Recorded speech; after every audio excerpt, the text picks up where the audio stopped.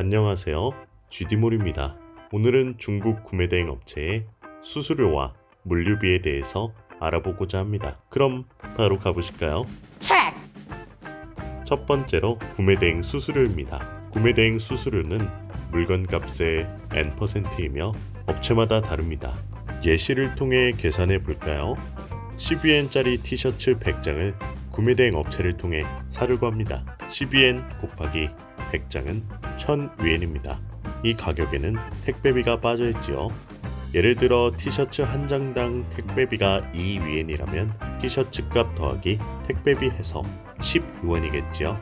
100장을 구매한다면 택배비는 200위엔이 되어 총 가격은 1200위엔이 됩니다. 하지만 판매자에게 택배비를 깎아달라고 하면 깎아줍니다. 이 부분은 구매대행 업체에서 적극적으로 협상하는데요. 만약 배대지를 이용하시는 경우는 본인이 직접 하셔야 합니다. 협상을 통해 택배비를 1원으로 낮췄습니다.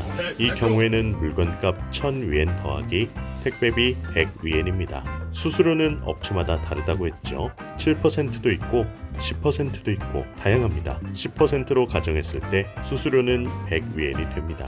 수수료를 포함하여 최종적으로 이렇게 결제하면 됩니다. 물건값 1000위엔, 택배비 100위엔, 수수료 100위엔 하면 1200위엔이네요.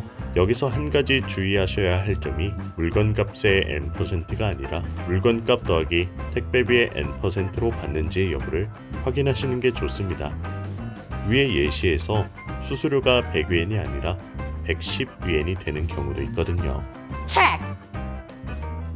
그 다음은 환율을 주의 깊게 보셔야 합니다. 오늘의 환율은 네이버 검색했을 때 하나은행 매매 기준율, 그러니까 현찰 팔 때 172.19원입니다. 계산하기 쉽게 172로 할게요. 환전 기준은 업체마다 정해진 기준이 다른데요. 하나씩 살펴보겠습니다. A업체 고시환율은 171원이네요. 이 환율은 그냥 오늘의 환율이고 실제 적용 환율은 185원입니다. B업체는 하나은행 구입 환율이라는데 확인해보니 180원입니다. C업체는 182원이고요. D업체는 184원입니다. 고시환율 172원과 180원대는 엄청난 차이가 있습니다. 이 차이에 대해서 자세히 알아보겠습니다. 환율 172로 10,000위엔어치를 구매했을 때에는 172만원이지만 환율 184로 10,000위엔어치를 구매하면 184만원입니다. 12만원 차이가 나네요. 5만위엔, 10만위엔 규모를 크게 하시는 분들은 환율에서 상당한 차이가 납니다. 172원으로 10만위엔어치를 구매한다면 1720만원, 184원으로 10만위엔어치를 구매한다면 1840만원입니다. 이는 무려 120만원 차이인데요. 이 돈이면 소고기. 환전을 할 때 네이버 환율을 기준으로 많이 하는데요. 잘 보셔야 할 게 매매 기준율인지 현찰 살 때인지를 확인하셔야 합니다. 보통 네이버에서 중국 환율 검색했을 때 아무것도 안 건드린 기본 화면, 즉 하나은행 매매 기준율 플러스 엔원하여 진행하게 됩니다. 하지만 구매대행 수수료 5%, 3%, 심지어 1%를 표방하면서 환율을 높게 가져가는 업체가 많습니다. 꼭 환율을 물어보고 업체를 선정하시길 바랍니다. 검품은 업체마다 다르지만 기본 검수와 정밀 검수로 나뉘어 있습니다. 기본 검수는 외관상 큰 분량만 검수하는 것이므로 빠르게 지나갑니다. 보통 무료이거나 구매대행 수수료에 포함되어 있습니다. 정밀 검수는 제복 라인, 이염, 단추, 지퍼 분량 등 앞뒤를 꼼꼼하게 검수합니다. 그래서 인건비가 들어갑니다. 이 검수비는 업체마다 전부 다릅니다. 정밀 검수 같은 경우 장당 N원으로 책정하기도 하고 검수해야 할 물건이 너무 많다면 시간당으로 계산하기도 합니다. 메이드 인 차이나 원산지 표기는 선택이 아닌 필수입니다. 이게 없다면 중국 세관에서 물건이 출발하지 못합니다. 물건 종류에 따라서 스티커를 붙이며 의류 같은 경우는 바느질을 해야 합니다. 원산지 표기 비용은 장당 N원입니다. 물류비는 사업자 통관이냐 대행 통관이냐에 따라 다릅니다. 사업자 통관부터 보실까요? 사업자 통관의 물류비는 1CBM당 N1으로 계산이 됩니다. 1CBM은 가로 1m 곱하기 세로 1m 곱하기 높이 1m인 정육면체입니다. 쉽게 세제곱미터라고 생각하시면 됩니다. 사업자 통관은 구매대행 업체를 이용하시는 구매자의 사업자로 통관을 하는 것을 의미하고요. 사업자 통관의 물류비 계산법에 대해 알아보겠습니다. 첫 번째 예시로 가로 20cm, 세로 50cm, 높이 30cm의 박스는 몇 CBM일까요?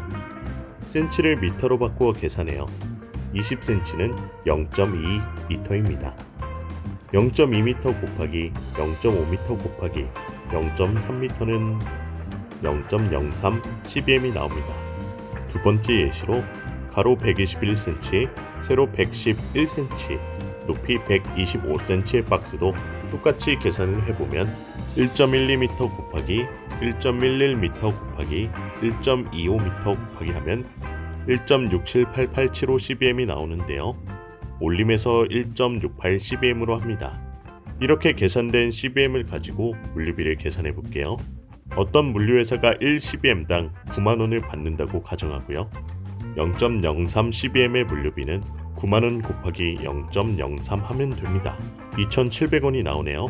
1.68 CBM의 물류비는 역시 9만원 곱하기 1.68 하면 됩니다. 얘는 15만 1,200원이 나오네요. 1CBM이 넘어가면 상관이 없겠지만 1번 예시의 2,700원은 터무니없이 작습니다. 물류회사는 이러면 못 먹고 삽니다. 남는 게 없어요. 그래서 보통 기본 0.5 CBM은 N1, 1CBM은 N1 이렇게 책정해 줍니다. 1CBM이 9만원이었다면 0.5 CBM은 45,000원 이렇게 말이죠. 1번 예시의 0.03 CBM이라도 0.5 CBM 가격인 45,000원을 청구하게 됩니다. 사업자 통관에 대해 알아보았으니 이번에는 대행 통관에 대해 알아볼까요? 대행 혹은 대리 통관은 본인이 아닌 다른 사업자로 통관하는 것입니다. 구매자의 사업자로 통관하는 것이 원칙이지만 1CBM이 안 되어 회원으로 보내긴 애매하고 항공은 너무 비싸서 부담될 때 보내는 방식으로 편법입니다. 소량으로 출고할 수 있는 장점이 있지만 본인의 사업자로 통관한 것이 아니니 세금 계산서를 발행받을 수 없습니다. 대행 통관은 kg당 금액으로 계산합니다. 예를 들어 물류회사가 1kg당 2,500원을 받는다면 33kg는 82,500원, 40kg는 10만원이 되는 식입니다. 물류비는 지역에 따라 차이가 있겠지만 대부분 비슷비슷합니다. 물류비가 낮다고 무조건 좋은 게 아닙니다. 간혹 서류 작성비, 창고비, 통관 수수료, 보수 작업비를 요구하여 낮은 물류비를 충당하는 업체가 있기 때문이지요. 누구인가? 이런 금액은 업체에서 정하기 나름입니다. 만원을 부를 수도 있고 그 이상을 부를 수도 있지요. 그리고 말없이 최종 청구서에 기재되어 구매자가 놀라곤 합니다. 이렇게 보이지 않는 청구 금액 항목이 많을 수 있음을 인지하셔야 합니다. 오늘은 구매대행 수수료와 물류비를 알아보았습니다. 구매대행 하시는 데 조금이나마 도움이 되었으면 좋겠어요. 그럼 즐거운 구매대행 하세요.